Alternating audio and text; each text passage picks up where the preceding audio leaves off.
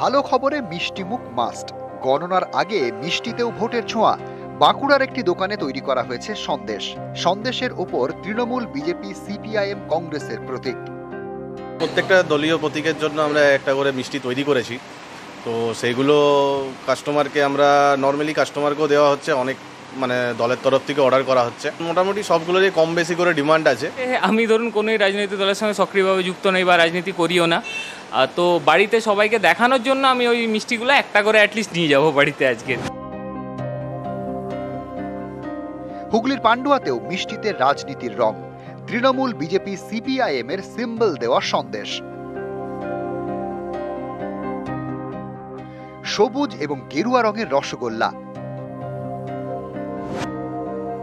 গণনার আগে কলকাতাতেও মিষ্টি রাজনীতি। কয়েক ঘন্টা পরই পরিষ্কার হয়ে যাবে চিত্র, কে কত আসনে এগিয়ে গেলেন, কেই বা পিছিয়ে গেলেন।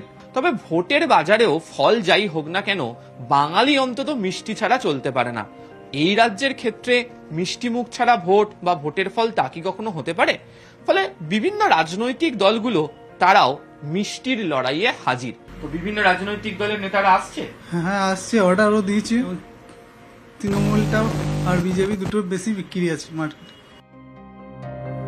নিউজ 18 বাংলা।